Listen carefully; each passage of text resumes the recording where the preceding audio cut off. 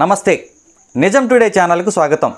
Saint Valentine ప్రతి ఫిబ్రవరి 14న ఇతడి పేరు మీదనే ప్రేమికుల రోజు అనేది కొన్ని దశాబ్దాలుగా పుట్టుకొచ్చింది. ప్రేమికులంతా భగ్న ప్రేమకు బ్రాండ్ అంబాసిడర్గా భావించే ఈ వ్యాలంటైన్ క్రూర స్వభావం ఈ వీడియోలో చూద్దాం. ముందుగా ఈ ఛానల్ని సబ్స్క్రైబ్ చేసుకోకపోతే వెంటనే సబ్స్క్రైబ్ చేసుకోండి. ఈ వీడియోకి ఒక లైక్ చేయండి. సెయింట్ వ్యాలంటైన్ పేరు మీదనే వ్యాలంటైన్స్ డే వచ్చింది. దాన్నే ఇక్కడ ప్రేమికుల రోజు అని చెప్పుకుంటారు అని మనకు తెలుసు.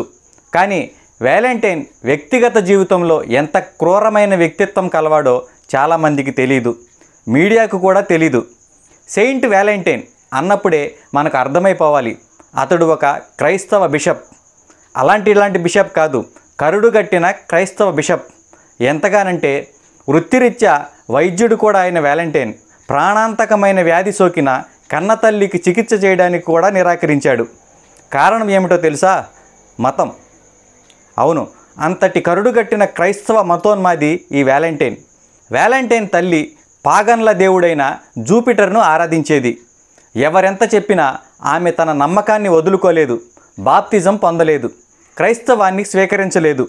దీంతో వైద్యం అందక తీవ్రమైన వ్యాధితో ఆమె కన్ను మూసింది. కాదు, తన సొంత కొడుక్కి పట్టిన క్రైస్తవ మతోన్మాదమే ఆ తల్లిని హత్య చేసింది.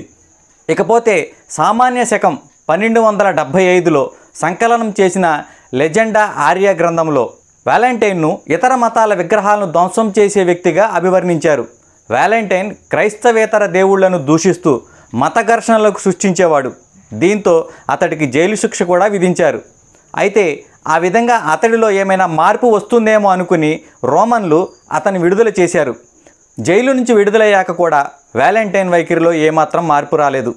పాగన్ మతాల దేవుళ్లపై వ్యాలంటైన్ అభిప్రాయాన్ని అడిగిన రోమన్ అధికారులకు అతడిచ్చిన సమాధానం ఏంటో తెలుసా? పాగన్ దేవుళ్ళు దౌర్భాగ్యులు, నీచులు అని. వ్యాలంటైన్ వృత్తిరీత్యా వైద్యుడైనప్పటికీ అతను తన రోగులకు క్రైస్తవ మతంలోకి మారే వరకు చికిత్స చేసేవాడు కాదు. అతడు క్రైస్తవులు కాని వారికి వైద్య చికిత్స అందించడానికి ముందు కొన్ని షరతులు విధించేవాడు. అవి ఏమిటంటే, రోగులు ముందుగా యేసును తమ దేవుడిగా అంగీకరించాలి. వారు అప్పటిదాకా పవిత్రంగా పూజించినటువంటి విగ్రహాలను తమ చేతులతోనే ధ్వంసం చేయాలి. బాప్తిజం స్వీకరించి తమ పాపాలను అంగీకరించాలి. చూశారుగా, భగ్న ప్రేమికుడిగా అందరూ భావించే వ్యాలంటైన్ నిజస్వరూపం. మరొక ముఖ్యమైన సమాచారంతో మళ్ళీ కలుద్దాం. నమస్తే. మరిన్ని వీడియోల కోసం ఈ యూట్యూబ్ ఛానల్కి సబ్స్క్రైబ్ చేయండి.